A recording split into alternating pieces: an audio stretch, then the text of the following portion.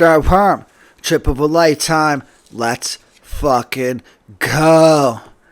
Alright, so I was doing a grocery order for work the other day. This was literally like yesterday. And when I was checking out, some lady who worked there came up to me and said some shit like, and I think this was her exact quote, "Would you like to donate food to a starving family for Thanksgiving?" I said no, and she gave me a look like I was the fucking devil. If saying no isn't an acceptable answer, then what are my options? Donate or donate? And I usually say sorry, but no, when people ask me for money. But in this instance, I didn't apologize because I didn't like how she bombarded me as I was already at the register checking out my groceries.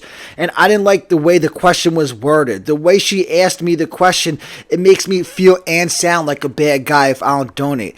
And it was just ridiculous because I was there doing an order for work. All I had on me was the Uber Eats card that I used to pay. I didn't even have money on me, so I couldn't donate it even if I wanted to. But I didn't want to donate. I don't know who the fuck they think I am, but I'm not Jay-Z. I'm not going around passing out turkeys for Thanksgiving. I'm Stern Worm. They're a starving family. Okay, well, I'm a starving artist. And if I'm gonna donate to a starving family on Thanksgiving, it's gonna be to a family that I could visually see needs food, and I'll put money or food directly into their hands. But I'm not donating to some organization where who knows where the fuck the money's going. It's probably like some non-profit charity, but the person who runs it somehow lives in a mansion overlooking the Westlake Hills, and you can't locate one family that this organization fed for Thanksgiving. And then I broke my kitchen tongs the other day, so I went onto Amazon to order new ones. I found the cheapest tongs with the best rating. It was 4.7 stars. My first thought was, oh, these must be some official ass tongs, but then it had me thinking, if it has 4.7 stars with thousands of reviews, it undoubtedly has some 1-star ratings. So simply for amusement purposes, I clicked on the 1-star reviews to see what the comments say. One comment read verbatim, "These seem nice, well built, good proportions. Silicone tips are sturdy, but we're already noticing rust after just 2 weeks. Supposedly high quality stainless steel, but I guess not. Unable to communicate directly with the seller, so I guess I am stuck. I will update if the seller contacts me." And then that's the end of the quote. It's $6 for a 2-pack of tongs. How well built and high quality could you actually expect? And this person said, "We'll update if the seller contacts me." I wonder if anyone out there saw the review and was anxiously awaiting the update of if the seller contacts this person back or not. And Amazon has a 30-day no questions asked return policy, so if they started rusting after 2 weeks, they could have easily gotten their money back. And then another comment read, "Over the last few years, I probably bought 8 of these. The pin that holds the spring is not flared enough, causing it to come out with use. I can't understand why they haven't resolved this, as I will never buy again." So when this person says they'll never buy again, I guess that means they're not going to buy these tongs for the 9th time. Imagine buying a product for an 8th time after having problems with the first 7 that you bought. And how often is this person shopping for tongs? I probably won't end up buying 8 pairs of tongs in my fucking life. And the grass isn't greener on the other side. These are like the best rated tongs under $20 on the market. These people are going to have issues with whatever tongs they buy. The issue exists within the person and not with the tongs. And I bought the tongs. They're working just fine for me. They're fucking tongs. They work as expected. But how miserable do you have to be to leave a 1-star review on some kitchen tongs? These people are absolutely fucking sick. And to double down on how sick people are in terms of like leaving reviews, I checked my Lyft ratings from last week. Out of 10 rides, they were all 5 stars except I got 1 4-star. Who the fuck leaves a 4-star review on a cab driver? It's not like I'm complaining about getting a 4-star rating because like that's not a bad rating, but like what makes someone decide on 4 stars? How is it not 5 stars or 1 star when you're rating your cab driver? Maybe it was like a smooth ride, but I took a turn too sharp, so they deducted a star. Like it's sheer pettiness to deduct a star for whatever reason. These people take these rating systems way too fucking serious. I think for a lot of people, it's their only outlet to be heard and voice their opinion, but it's disgusting because they're playing with people's livelihoods. I fundamentally don't believe in leaving bad reviews or ratings. I either leave 5 stars or I don't review. I don't want to be the reason that some person loses their job like fucking Mr. Potato Head did. And even in situations when it's not someone's job, I still don't leave 1-star reviews. Like I don't even leave 1-star reviews on passengers, even if we get into it. I just think it's like childish to do that shit. I don't get satisfaction from leaving somebody 1 star. I just strive to live a life where in no way am I negatively affecting somebody else's life. And like right before I finished drawing up this episode, I randomly noticed noticed that in my Lyft stats, I have one safety flag in my last 100 rides, which apparently is good by Lyft standards. Their exact quote in the caption reads, "Impressive, passengers don't often report feeling unsafe during rides." But I can't believe that anybody has ever reported feeling unsafe during my rides. If it's in terms of my driving, like, that's ridiculous because I drive extremely cautious and overly conservative when I have passengers in the car. Like, I don't drive the same when I'm driving delivery and when I'm driving with passengers in the car. But if the safety flag issue wasn't for my driving and it was like they felt threatened by me, then it's so fucking ridiculous because, like, I'm not doing nothing to nobody. And that's probably what it was, because I do get into it with people sometimes. But if you felt threatened by me, it means that you came into my car and hit me with some bullshit. I'm so sure I'm randomly gonna be rude to passengers for no reason. When people get in the car, I say, "Hi, how you doing today?" And then I don't say nothing for the rest of the ride unless I'm spoken to. And in this situation where I got the safety flag, I probably was extremely rude and unprofessional to the passenger, but it was undoubtedly a reaction to something that the passenger said. They hit you with bullshit, you match their energy, and then they report you. That's how these sick people live their fucking lives. It goes back to what I was saying before. People play games with other people's livelihoods. Luckily, so many people are like this that I get leeway. Under 3 safety flags for every 100 rides is considered impressive by Lyft standards. I think it's crazy to ever get a safety strike. Like, I can't believe you don't get suspended from the app when you get a safety strike. I couldn't imagine anonymously reporting somebody to their employer for safety issues when my safety clearly wasn't actually in danger. These people out here are absolutely fucking sick, and that's all there is to it. That's why 95% of my work these days is Uber Eats. I can't deal with people and their fucking bullshit. I rarely drive rideshare anymore. It's easy to click like in and out of doing rideshare on the app, so like I only keep the delivery service on unless like a delivery takes me like a half hour away from my apartment, and then I turn the ride share on because I'll accept whatever ride brings me back into the right direction. The only reason I had the 10 Lyft rides in 1 week, like I was just saying, is because I was having trouble with the Uber app. It was being glitchy and I had to fucking do Lyft for like a day. I had to do it just to like work. And then in unrelated news, I just heard in a video that somebody made a post online saying that they bought merchandise from the Comedy Mothership. They got home, looked at the receipt, and noticed there was a 20% auto gratuity added to their purchase of merchandise. And when that person called up the mothership to question it, the employee that they spoke to, presumably a manager, the response was that there's a sign saying a 20% auto gratuity is added to all transactions.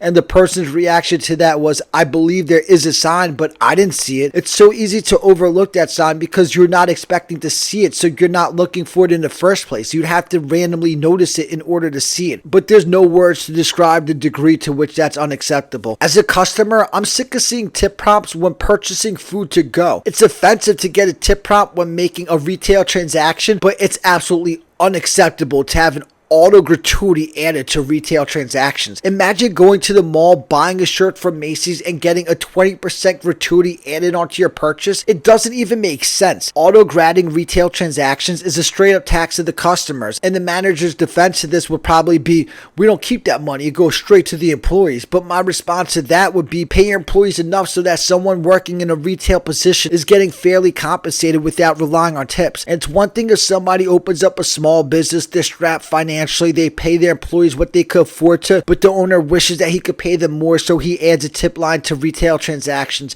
That's fine with me, even though I still don't like it, but that's a tip line, not auto-grad. And that's obviously not what's happening here. Joe Rogan's a fucking zillionaire, and the Comedy Mothership is a goldmine. It has people lined up every night waiting to get in. There's no reason they should have to supplement with tips the wages of employees in non-service roles. And the money being made off of auto-gradding merchandise isn't worth the morale hit that customers get. It leaves them with a sour taste in their mouth. If somebody asked me how the show was, my response would be, I had to pay an auto gratuity when I bought a fucking hoodie and I didn't realize till it was too late. Tricks like auto-gradding merch is how you create a divide between the business and the customers, which you really don't want when running a comedy club, because the whole business is predicated on igniting positive emotions out of patrons. I wonder if Rogan knows about the auto-grad on merch and grasps the scope of how unacceptable it is. And the Comedy Mothership is in such a unique position compared compared to almost all other businesses because it wasn't opened up necessarily to create profit. It's got to be one of the only active businesses in America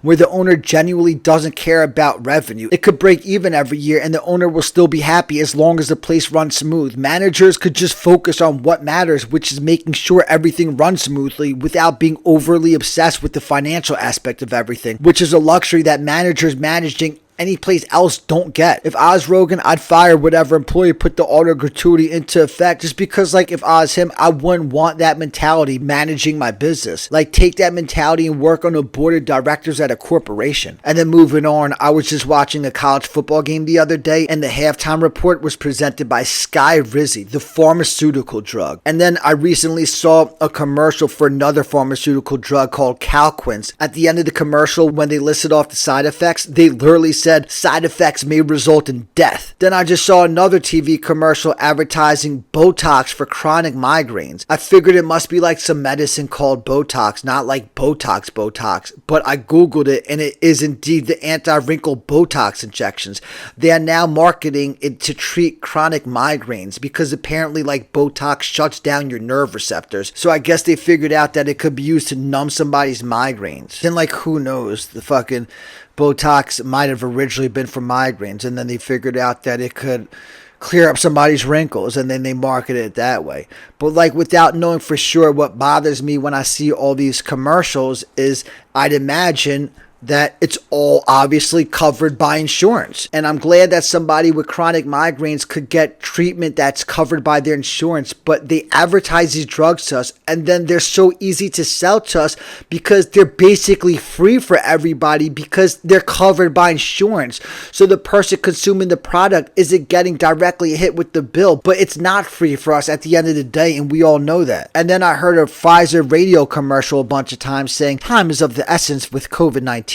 Oral prescription treatment must be taken within the first 5 days. That was the exact language they used, must be taken. I'm calling fake news because I either haven't gotten COVID or somehow I survived it without taking an oral prescription treatment within the first 5 days. And I don't blame Pfizer for their misleading advertisements. Pfizer is a business trying to sell their product. Their only moral obligation is to not knowingly sell harmful drugs if used as prescribed. Even if a prescription treatment for COVID-19 isn't truly necessary, Pfizer probably invested hundreds of millions of dollars into researching one. What are they supposed to do now other than try to convince everybody that a prescription treatment must be taken immediately if you get COVID? If this was Texas Hold'em, it's like they're pot committed. And when people get mad at the pharmaceutical companies for only caring about profit, where exactly do they expect accountability or moral obligation to come from?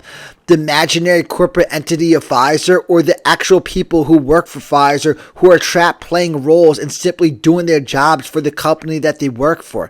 If they don't put Pfizer's best interest first, then they won't be a Pfizer employee for much longer. You could get mad at the politicians for enabling it, but they're also just protecting their careers and trapped in roles. Everyone's always controlled by the nature of their position, and politicians first and foremost work for their campaign donors, and the pharmaceutical companies are presumably high on that list. Our way of life has been absolutely hijacked by money, and that's all there is to it. The current state of the pharmaceutical industry's advertising is more so a reflection of how we're totally controlled by money as a society than it is evil people at work, in my opinion. And I just mentioned how the politicians enable it, so that kind of leads it to the presidential debate that recently just happened. Like, here's my question on the debates and the zillion-dollar campaign trail that these candidates go on. Who the fuck's votes are they actually influencing? Who the fuck is watching these debates and then making a decision accordingly on the merits of the two candidates? In America in 2024, I've seen and heard it all, but the one thing I've never heard is somebody who votes actually deciding between the two candidates. It's the people diehard committed to a party who vote. If you still vote, then generally speaking, you either vote Democratic or you vote Republican. You either vote left down the ticket or you vote right down the ticket. It's as simple as that. There's nobody going and voting and half of their ballot is Republicans and half of it is Democrats. You are either a Republican and you vote because you want the Republicans to win, or you're a Democrat so you vote because you want the Democrats to win. If we got all the money out of political campaigns, what the fuck would change? a few thousand votes from the last of the union workers in Ohio and Pennsylvania? I honestly don't understand how every election cycle isn't more or less the same results. But I had the debate on for 2 seconds and it triggered me. In the 2 seconds I watched, Trump goes, Americans can't afford eggs, they can't afford bacon. You could get a dozen of eggs for like $3. I could panhandle on any street corner in Austin and probably make enough money in an hour for bacon and eggs. The problem in America isn't that people can't afford basic groceries. I think the problem is a large majority of people are trapped in long work days, a lot of the time doing bullshit work primarily to pay for the inflated cost of housing. In America, you're either shackled by your monthly housing payments or you're free. And in my opinion, it's so clear as to why housing prices are inflated. Inflated housing prices are a direct reflection of investment culture. Investment culture is the worst thing that's ever happened to America. And when real estate becomes a means for investing, it affects people's living situations. People simply looking for a roof over their head. Without any evidence, I have no doubt whatsoever that the roots of the reason as to why real estate prices have skyrocketed out of control is investment culture. And as I was working on this, I saw some graph on Instagram from like a real estate agent or some shit, and it said, quote unquote, boomers who bought land in the red circle at 9% rates 30 years ago are now rich. Millennials who buy land in the yellow at 8% rates today could be rich in 30 years. Play victim or be patient. It's your choice. You could say I'm playing victim, but assuming he's correct, that's not a good thing. You should buy a house because you want a free residence to live in 30 years from now, not because you're trying to become wealthy in 30 years. Buying a house should associate with wanting a roof over your head, not accumulating wealth. That wealth, when people get rich off of real estate, doesn't appear out of thin air. There's a balance to it, and so obvious who feels the impact of it, which is people in future generations in 30 years looking for a roof over their head, whether they're renting or trying to become first-time homeowners. What that guy's post is saying is basically just kicking the can down the hill, and eventually it's gonna catch up to us. If that guy's correct, then 30 years from now, that generation will feel the impact of what his strategy represents. But they'll probably just figure out a way to kick the can down the hill further until eventually it all crumbles and the bubble bursts. And the housing market is inevitable. I get why it exists. It's tough to imagine having the concept of home ownership without a housing market, but the housing market is counterintuitive to providing affordable housing for everyone. It creates a driving force that wants the cost of housing to continually rise, and that driving force has all the power, because if you have any power in America, then you're obviously at least a homeowner. And I've never heard anyone who owns real estate that wants the price of property to come down so home ownership is more affordable for everybody, even though that's what Kamala Harris's stupid ass campaign ads are fucking advertising right now. And whenever politicians talk on the campaign trail, what bothers me is everything is always about lowering the unemployment rate. I'm so sick of hearing about the fucking unemployment rate. Instead of politicians citing the unemployment rate, I want to start hearing the percentage of American households who own their residence free of a mortgage, or at least households that see an end to their payments in sight and are down to like their final 5 years of mortgage payments. That percentage going up opposed to the unemployment rate going down is the real indication of how good the American people are doing. Who cares if the unemployment rate is 0% if everybody's working 50-hour work weeks doing unproductive work just to pay for the cost of housing? The other day, in one day, I had one grocery shopping delivery that was one bag of chips and another delivery that was one pint of ice cream. And that pint of ice cream, I delivered a pint of ice cream to that same girl 2 weeks in a row. If she had just had the foresight to order a few pints at once and stash them in her freezer, then that unnecessary work wouldn't have to exist. Technically, I'm working, but it's not real work. This girl is just unremorsefully creating work because the service is at her disposal, and she probably is not even paying for it. She probably has like $100 Uber Eats gift card that she got for Christmas or some shit. Like, it's just a cycle of bullshit. And I just heard Rogan ask somebody, what do you think of the potential erosion of jobs due to artificial intelligence?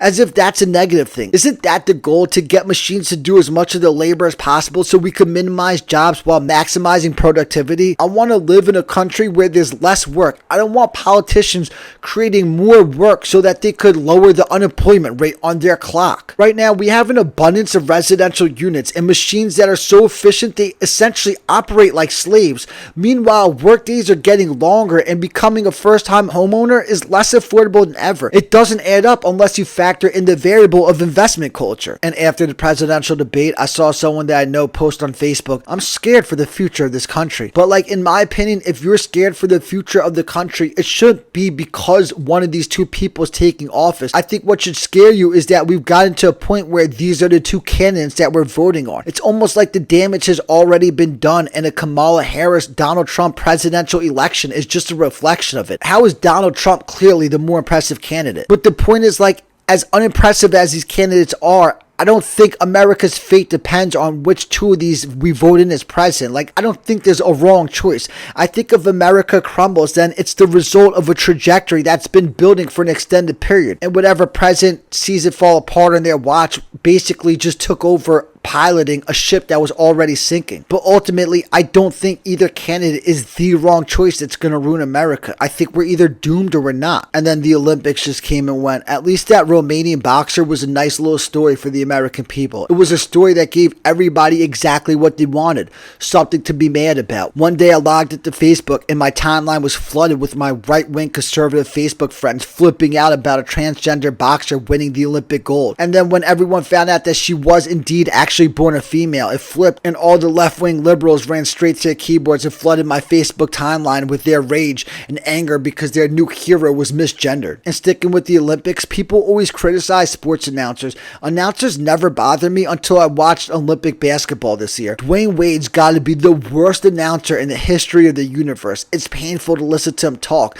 He's so fucking corny that it's entertaining. He sounds like he's always putting on. The way he communicates, it sounds like he's trapped in faking it mode. And one thing I've learned in life is corny people with bad senses of humor love repeating lines from movies. They're always doing that shit. And everything with Dwayne Wade was either a movie reference or he's trying to give people nicknames. Some grown man from Serbia doesn't fucking need Dwayne Wade giving him a nickname. And obviously it's common knowledge that Snoop Dogg got paid $500,000 a day, $8.5 million overall to be present at the Olympics. I can't figure out whether NBC or the Olympics paid him. I think it sounds like they might have met in the middle. The athletes don't get paid, but Snoop Dogg does. How vile is that? And what's a reflection of the world we live in right now more than that is? And what's even worse is I guess they expect that somehow paying Snoop Dogg $8.5 million to be present at the Olympics will presumably generate more than that in revenue. I don't see how. Like, I don't get why they need Snoop Dogg to promote the Olympics. The Olympics isn't like bigger than Snoop Dogg. Maybe by showing Snoop Dogg, they think it'll make the Olympics seem cool and hip. Snoop Dogg is everywhere these days. At least on TV, he's everywhere these days. You can't fucking watch a game without seeing him on 10 commercials. And then moving on, I made a point on a recent podcast episode, half joking, half serious,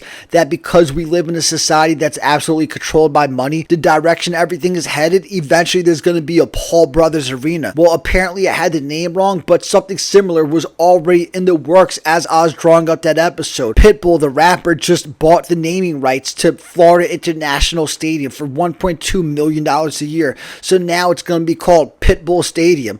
And why not do it? Getting a sports stadium named after you might be the most balling move in the history of the universe. Like, what else are you going to do with the money? You can't take it with you. And $1.2 million a year is extremely reasonable. If I was a billionaire, I'd look into possibly renaming Madison Square Garden to the Sturm Worm Garden. And when I was working on this, I guessed that the naming rights would cost about $50 million a year, and I was going to do the math using that estimate, but then I just Googled it to see if they gave me like a real answer, and they did. And I was close. It cost $30 million a year, which means 20 years cost $600 million. That's not bad at all. If I was a multi-billionaire, I'd undoubtedly throw up $600 million. Talk about leaving a legacy. And on the topic of the Garden, Kill Tony and MSG just came and went, and so did my dream. During the Porn Vision episode, I said that fucking Porn Chicks is my dream, not performing at the Garden. Well, shortly after I dropped that episode, I realized that Kill Tony was going to MSG, and then all of a sudden my dream was to perform at the Garden. That would have been it. If Destiny called and I got pulled out of the bucket one of the weeks preceding the MSG episode, and if he gave me a spot at the Garden, I swear that might have been the most epic performance in the history of the universe.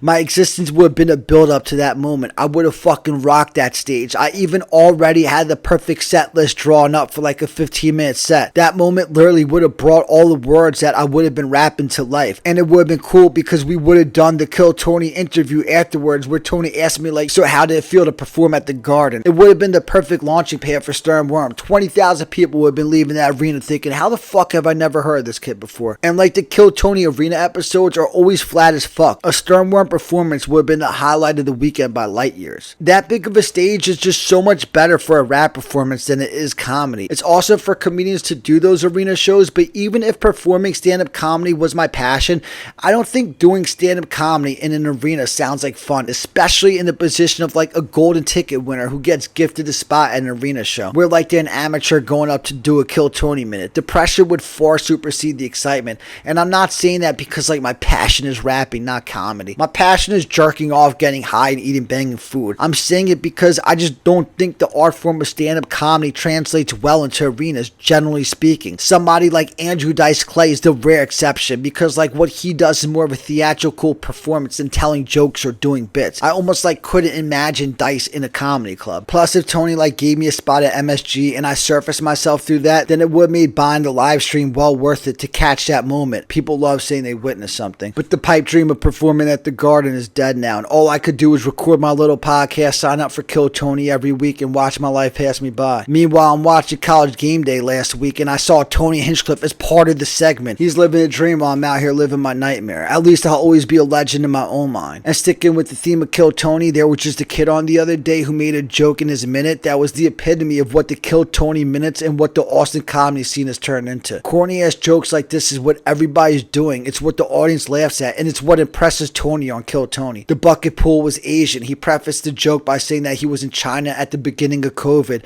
and then the joke was, I guess you could say I caught COVID off the bat. The joke crushed. Of course it did. And the kid got a spot on The Secret Show. That joke is everything I hate about what I currently see at the ground level of stand-up comedy here in Austin, Texas. It's not bad writing, but it's not the slightest bit funny. And in my mind, it's painfully corny. And when people laugh at shit that I think is corny, it literally makes me mad. But if the audience laughs, then I'm wrong and it is indeed funny, because Joe Rogan and every other comic says you find out what's funny by what the audience laughs at. But that kid that I just referenced did go on to say something funny during his interview. Tony asked him about a previous bucket pool of another Asian kid who said that his parents are supportive of him doing comedy. So from the perspective of an Asian, Tony asked this kid if he's buying it, and he rolled his eyes and goes, they're supportive or they kind of just threw in the towel. And then another guy was on Kill Tony the other day, corny as fuck, and in his interview he did this bit that I can't stand that a lot of guys do. They make themselves out to be an incapable loser while playing up their kids and wife to be perfect. It's like a self-deprecating humble brag, and they think they're being funny and cute when they do it. Everything is always about how smart the kids are and how beautiful their wife is, but then they go on to say, I don't know how it all happened to such a numbnut like me. Like, that shit is so fucking insufferable. It's not funny, and life doesn't work like that, where some stupid loser with nothing to offer marries a beautiful girl and gives birth to two brainiacs who excel athletically. And whenever a guy goes around telling everybody how he married the most beautiful woman alive, I always feel like he's trying to overcompensate because he doesn't actually believe it. It's like these guys say to other people to try to convince themselves. If you think your wife is so beautiful, then let her know how beautiful she is, not everybody else. I couldn't imagine being married and going around telling everybody how beautiful my wife is. And these guys stay in a loop doing it their whole lives. They still do it when they're in their 80s, pointing to some walking corpse absolutely wilting away. And the guy that I just referenced reiterated multiple times how stupid he is, but his kids are like ridiculously smart and studying to be mechanical engineers. I bet this guy had like a 3.5 GPA in high school and scored above a 1200 on his SATs. It's always people who excel scholastically who do this shit. They graduate on honor roll, but they walk around saying C's get degrees. Like, it's all the same shtick. But like I said, this guy said that his kids are studying to be mechanical engineers. The apple never falls far from the tree. I expect to never have kids, but if I did, imagine Stern Worm's kids being mechanical engineers. It's not even funny to think about. I already know before they're born that they're not capable of being mechanical engineers. And if they want to be a mechanical engineer, I'll be the one to ruin their dreams and tell them that they can't do it. And that guy that I'm talking about obviously went on to say how beautiful his wife is, but he really triggered me when Tony asked him what his sex life is like. I forget the gay ass name that he called it. I had it written down, but I lost it. But he says something like, at this point, I only get something called when she lets me sex, which is sex when she lets me. That's part of the shtick for guys who do this whole bit. If they talk about their sex life, it's always a joke about how their wife doesn't want to fuck them and they gotta get lucky to have sex with their fucking wife. If you gotta get lucky to have sex with your wife, then you're in a gay marriage. And that leads it to Mike Baker, Rogan's CIA friend, because he does this whole shtick, and he just did it when he was recently on Rogan's podcast. The first time I saw him as a guest on Rogan's podcast and saw like his description on the episode, I was excited, like, oh shit, a former CIA agent. I was at the edge of my seat, like I thought we were gonna like find out the truth of the Kennedy assassination, but at this point he's like one of the many JRE regulars that I click on their episodes just to hate listen to. I don't hate the person, I just hate listen to him talk. Mike Baker has like conservative rhetoric, and conservative people just grind my gears, and it has nothing to do with their political stance. It's their philosophy on everything that bothers me. And for a former CIA agent, you'd expect Mike Baker to have some interesting stuff to talk about, but that's never the case. I think he's so fucking boring. But in terms of him doing that shtick that I mentioned, he was talking about how smart his wife is, which he did multiple times that podcast episode, and he said something like, for a woman as intelligent as she is, I don't know how she ended up with a numbnut like me. Like, cut me a fucking break. He's talking like he's an Uber Eats driver and married a well-renowned lawyer. He's a fucking former CIA agent. I'm so sure the CIA is hiring some incompetent bozo that doesn't know his head from his ass like he makes himself out to be. And then he mentioned how all his kids want to do is punch everything and everyone. And Rogan was like, yeah, that's just a phase that boys go through. Just boys being boys. Like, I never went through that phase. And Mike Baker was talking about like how hard his kids are starting to punch and how much it hurts. Like, that's part of the bit that these guys do. And I'm not doubting that his kids actually do punch hard, but the way he talks about it is consistent with the shtick. Like, I'm a loser, but my kids and wife are great at everything. In this instance, it's I'm a wimp, but my kids are so tough. And if I remember correctly, like, it's not even like the conversation brought him there. It was just something that he made sure to slide in. But like, your kids are an extension of you. Like I said, I didn't go through a phase where I punched everything growing up, so I wouldn't expect to have kids that do. Mike Baker probably went through that exact phase growing up, and now he's perplexed seeing his kids do it. And he mentioned that one of his kids plays basketball at IMG Academy, which is probably like the best high school basketball program in the country. Again, it seemed like something that he made sure to casually slide in to brag about his kid. If your kid plays basketball at IMG Academy, that doesn't randomly happen. Contrary to what Joe Rogan believes, you don't just practice really hard until you're good enough to play basketball at IMG Academy. I got cut from my middle school JV team every year. I guarantee if I ever have kids, they're not playing basketball at IMG Academy, no matter how hard they practice. Playing basketball at IMG starts with having physically superior parents. Mike Baker probably excelled athletically in one way or another growing up, and athletes almost always bag chicks. He was probably like the star quarterback on the football team, went to prom with the homecoming queen, but somehow he's shocked that his wife married him and his kids are talented. And during that podcast, he didn't mention how beautiful his wife is, but he mentioned a couple times how smart she is, and it's all the same shtick. It could go a multitude of different ways. The guy on Kill Tony talked about how beautiful his wife is and how smart his kids are and how stupid he is, and Mike Baker was talking about how smart his wife is, how athletic his kids are, and how stupid he is. It's different elements, but it's the same shtick. It's all encompassing when people do that shit, and each guy that does that shtick does it from all angles. There's not a doubt in my mind that if I went back and listened to every Rogan podcast episode ever with Mike Baker, I would hear multiple references of his wife being beautiful and his kids being smart, and delivering it in like a humorous, self-deprecating way. Like when he talks about how smart his kids are, he probably does the old, they get the brains from their mother. That line's like part of the shtick. But the overall point is the real losers who are stupid and have nothing to offer end up by themselves. They don't stumble into a good career, a beautiful wife, and perfect children. So it's just an eye roll when somebody with a good career and self-admittedly with a beautiful wife and perfect children does the old, I don't know how it all happened to me. It's almost like they just want to brag about their family, but that's egotistical. So the way they could get away with it is by putting themselves down in the process. But I'm happy that I had an angle to connect Mike Baker into the flow of this episode, because he says something else on that JRE episode that triggered me that I want to get to hear. And it's exactly what I was saying before. Like, I disagree with everything that conservative people say. But so, like, on that JRE podcast episode, Mike Baker told Rogan that they stopped teaching cursive to kids in schools. And obviously, Rogan was alarmed. And Mike Baker started doing the whole, I'm scared for this next generation routine. It's so fucking ridiculous. Like, first off, and most importantly, who the fuck cares if kids today don't know how to write cursive? I learned how to write cursive, and it didn't seem to make me any smarter. And at this point, I forgot how to write cursive. I can't fucking write cursive right now, and it's the least of my concerns. If I sit back and assess why my life has been such a failure to this point, forgetting how to write cursive is possibly the last thing on the list. Complaining about how kids can't write cursive is like complaining about how today's kids don't memorize phone numbers. It's so obvious that the only reason adults don't make a big fuss about how kids don't memorize phone numbers is because adults also stop memorizing phone numbers. If people 40 and up still had their phone numbers memorized, we all know they'd be insufferable. They'd never stop complaining about how today's kids don't memorize phone numbers. And honestly, I think it's more important to have your phone numbers memorized than to know how to write cursive. My parents are my emergency contacts, and I don't know either their cell phone numbers or their house phone. Meanwhile, ever since I graduated high school, I haven't had to write cursive once, except for my signature, but that's not even really cursive. It's just like a scribble. We could teach kids just to create a scribble unique to them, and that could be their signature. It doesn't actually have to stem from writing their name in cursive. And here's the perfect analogy for how they no longer teach cursive in schools. They used to teach Latin in schools, but they stopped doing that. I Googled it to make sure I was right, and I was. Everyone used to learn Latin in school. I'd imagine the first kids that didn't learn Latin, the previous generation talked about them exactly how Joe Rogan and Mike Baker were talking about today's kids for not learning cursive. And kids aren't creating the world they live in. They're simply inheriting what the previous generation left behind. If we still actively use cursive, then we'd be teaching it to kids. Society sheds and leaves behind what's not necessary. And not only do we leave behind what's not necessary, but kids are always more advanced than adults in terms of the direction everything is headed. It might not be education, but they're always educated on what matters. When I was serving tables, I once saw like a 3-year-old child scrolling through pictures on an iPad. Today's kids are technologically literate from the time their consciousness emerges.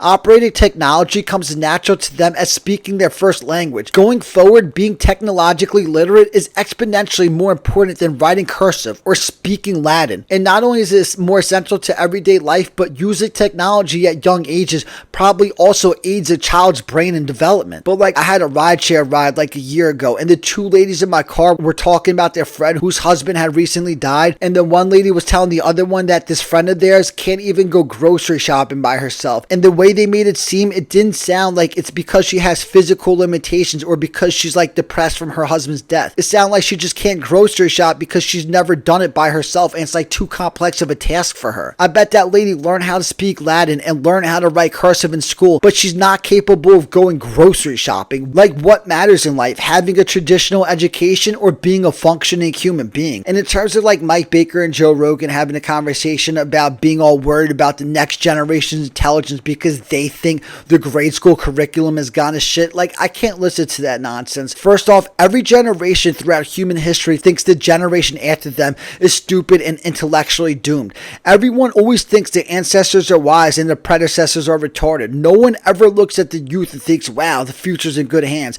Everyone always looks down upon the next generations. But in terms of like today's kids being retarded because they're not getting a proper education, school aids a child's development, but it doesn't create geniuses. Geniuses will be geniuses because they're geniuses, not because of what they're learning in school. You could probably find a 10-year-old right now who's never had any formal schooling who could score better on an IQ test than I could. And maybe in school right now they're not learning cursive, but they're learning something when they're there that the school boards are deeming as important. I highly doubt the K-12 education has totally deteriorated from 20 years ago when I was in school. I was a C- student in high school. It's not like if I went back to school today, I'd be like, oh my God, these classes are so easy. School is such a joke now. I bet if I went back to high school right now, I'd still be a C- student at best. I'd get the same grades I got when I was in school because my guess is school hasn't gotten easier even though they don't learn cursive. And if we gave every American 70 or younger 10 sets of SAT tests from like the last past 50 years, we take one test from every 5 years so it's not biased against any specific age group. Do you think people my age or older are going to significantly outperform kids in their 20s? If anything, if there was a trend, what I think we would see is younger people would score better than older people. I just think the less removed from school that you are, the better you would do. But the way Mike Baker and Joe Rogan were talking about the next generation intellectually, mixed with the fact that those two grew up at a time when you could get a great education, they should easily be able to outperform kids in their 20s. If this next generation is falling so far behind intellectually, then how is that guy that I referenced from Kill Tony before so stupid but his kids are so smart? Shouldn't everyone be intellectually superior to their children? And what about Mike Baker's kids? I'd bet everything I own that he thinks his kids are extremely intelligent. He'd say they're way smarter than he is, and I don't doubt that he said it at least once on his previous JRE appearances. So how would that be the case if they're part of this generation that doesn't know their head from their asses? Mike Baker's probably worried about the next generation, but not his kids. In his mind, they're probably on a good track. It's these other kids that you gotta worry about. And that's the same mind frame that every set of parents has. And it's probably the same mind frame that every set of parents from every generation has. It's all fucking bullshit. Future generations follow the trajectory laid out to them by previous generations. Maybe this current generation is living in a dumbed down way of life, but they're not intellectually inferior to us. And they're just inheriting the world that we created and left behind for them. And then when Mike Baker was going on his rant about today's kids, he obviously did the whole they just want to sit around and play video games routine. The anti-video game rhetoric triggers me, and I don't even play video games.